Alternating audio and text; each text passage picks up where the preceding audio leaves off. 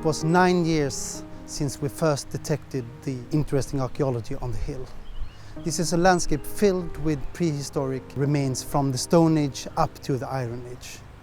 We've been excavating not only the houses on the hill, but also graves and roads and other parts of the landscape. This site is fantastic. We have an incredible complex situation, beautiful context, fantastic artifacts. But more than that, what we're really interested in is really documenting the relation between artifacts, context, and try to reconstructing or identify patterns between of those.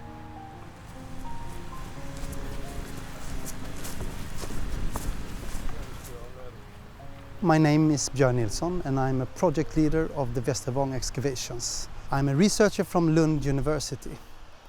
We've been excavating together with Blekinge Museum for many years now. Right behind me I have the landscape of Johanneshusåsen. This is not only one site. This is a landscape filled with prehistoric remains from the Stone Age up to the Iron Age. We've been excavating not only the houses on the hill, but also graves and roads and other parts of the landscape. Together with my colleagues, we've tried to form a new type of archaeological project where we involve not only archaeologists, but also geologists, sociologists, and of course the people living in Blekinge. Together with the Blekinge Museum, we hope to create not only a fascinating archaeological project, but something totally new for the Blekinge area.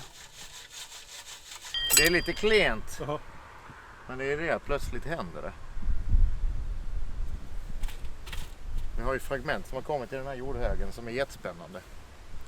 Jag menar, då kan det ju vara 100 gånger man får göra så här och den 101:a gången smäller det. Det är ju...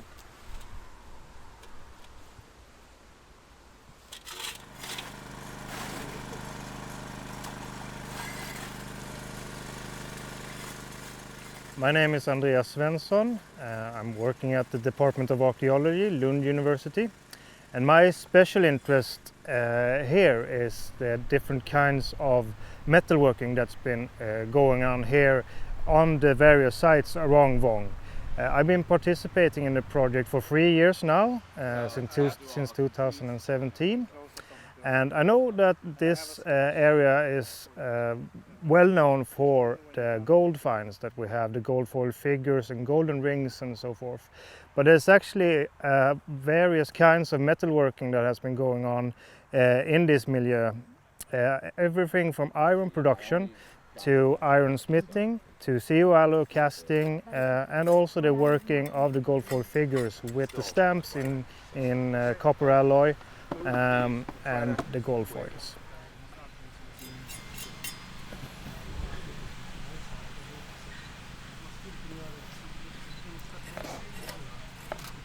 Okay, so now we're standing here on the hill and we've been excavating for almost 1 week and we're starting to get down to the very interesting layers. Right behind me we have both Bertin and Axel. They are continuing down to the floor level of the house. And as you can see, there are not only floors, there are also stones. So it's a bit of a complicated place right now, but I think during the coming days we will be much more confident in what we actually have. The interesting thing is, of course, that in all this soil, in the very soil where Bertil and Axel are excavating, it's many of these small gold foil figures. So they are part of the youngest period on this place. Nej, det är för lite för att säga något av den. Den har inga tydliga fötter. Det kan vara huvudet också förstås, men det är svårt att säga. Det kan ha fötter på huvudet. Ja, det är... Är det den gula pricken där? Precis. Är det också en liten guldgubbe? Kan man misstänka det? Nej, det är en guldgubbe, det är inget snack.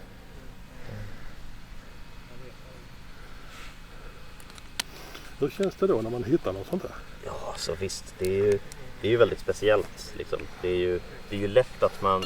Det är ju viktigt att liksom hejda sig och inte då liksom göra en grop och plocka upp det, utan att se till att det blir att att den liksom håller sig till att liksom också att liksom fortsätta arbeta med jordlagren, inte med föremålen. För att liksom, vi behöver ju få en uppfattning om hur omgivningen där den är nedlagd ser ut. För att, liksom, det är ju tolkningsramen för när vi ska lyckas förstå de här. Så. Du menar att de som har placerat den där kan ha gjort det av en orsak just där? Ja, att det är viktigt för er dokumentation också, att ni vet var någonstans ni hittat?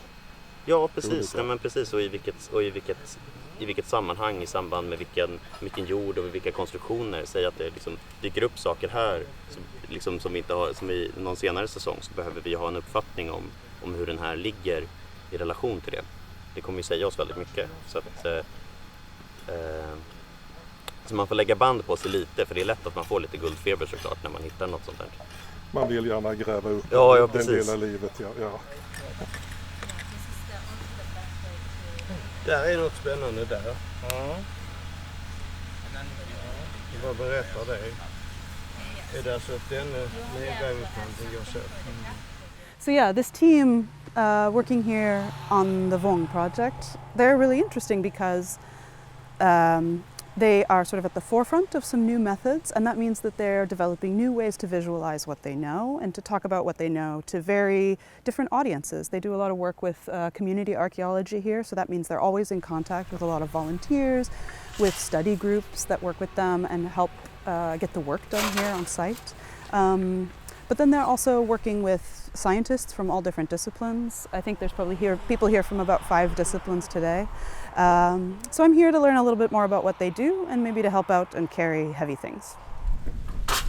Men det som är trevligt med den här typen av forskningsgrävningar, det är att när man hittar någonting och visar det för de här experterna som ofta kommer till de här platserna, då från Lunds universitet eller från andra ställen, andra forskare liksom inom arkeologi.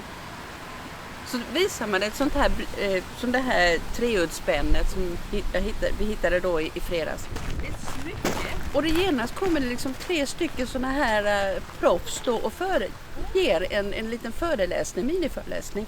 Vad det har varit, hur man har använt det, tidsperiod, hur det kan ha sett ut. Och idag är det ju så modernt då med de här moderna telefonerna, så då googlar de fram att så här såg det ut med guldförgyllning och så här, och det har hittats där och där. De bjuder så enormt mycket på sig själva. Ja, det är vad arkeologer kallar för ett treflikigt spänne. Och de treflikiga spännena är ju från början beslag som fanns i vapenutrustningar, framförallt i det frankiska riket på 700-800-talet. Och då hörde de till krigarnas utrustning. Sen kommer formen över till Skandinavien och då gör vi om dem till kvinnosmycken. Och det här hade en väldigt rik ornamentik i det vi kallar för borrestil. Och Borre är efter en fyndplats uppe i Norge. Och den här stilen daterar spännet till ungefär sent 8, tidigt 900-tal. Det vill säga mitten av vikingatiden. Ja, det är ju helt underbart.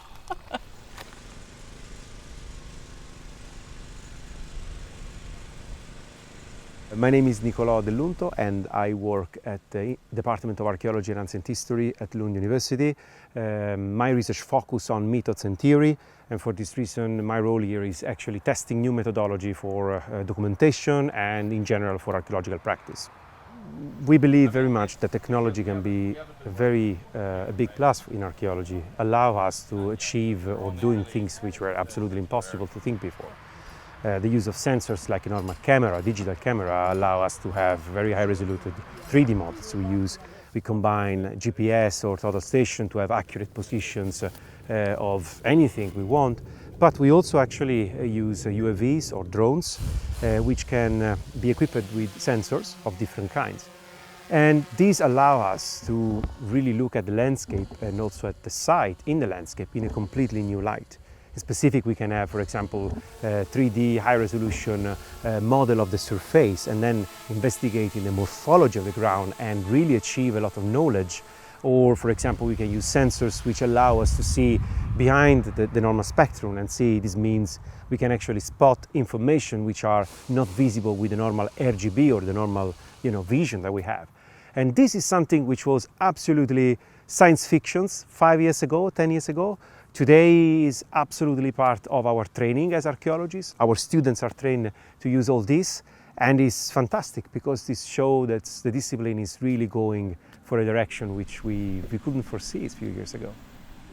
In order to actually have the best documentation we can, we are using different techniques. In specific, we are combining photogrammetry, which is a technique based on the use of images taken from different perspectives in order to reconstruct in 3D and in very high resolution in 3D the excavation, small artifacts found in situ, and everything actually is in the pictures.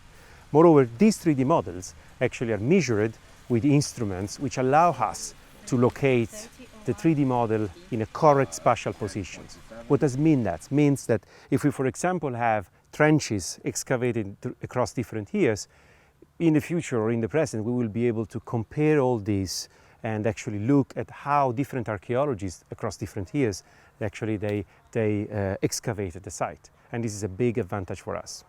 I am collecting photographs of this section of the trench here. We've recently just found another gold goober. So the gold foil is down there, so we just scraped evenly across the entire context, and since we found a find and we're going to remove it, it's a good time to take the photo of everything. And once these photos are all compiled, I'll also take some close up around the foil, so we have a very high resolution 3D model we can make from the photographs we're taking right now. Yes, that was what I was watching. You had a certain pattern that you walked around and you took a photograph and then you stepped aside. Yeah. Can you tell us why? You have to have, when you're doing, it's called photogrammetry, or structure from motion. And when you're doing this type of data acquisition, you require about at least an 80% or a 60% overlap on your photographs. So I don't want to take too large of steps, but you don't want to do too small either, because then you're excessively collecting data. So it's sort of a nice fine line of trying to get in that 60 to 80% range of overlap on each photo you take. And from those it will find matching points, and it's able to sort of like triangulating a GPS location type thing, but in full 3D. And then from that you can make a 3D model. So some weird science on the back end there. But It is very difficult to predict how actually this will turn in a few years. And as I say, 5 years ago we couldn't expect of this. But what we can say is that, in my opinion, we can see more and more inclusion into our interpretation of different typology of intelligence, like, for example, artificial intelligence. This also means, for example, having the possibility of including more and more other disciplines using this technology, because we could actually have the possibility of the perspective of specialists focusing in a completely different fields, entering into the interpretation process. So it's very difficult to say how it will be in the future, but I can only be thinking positively about it. It's going to be a great surprise, but I'm pretty sure it's going to be a good one.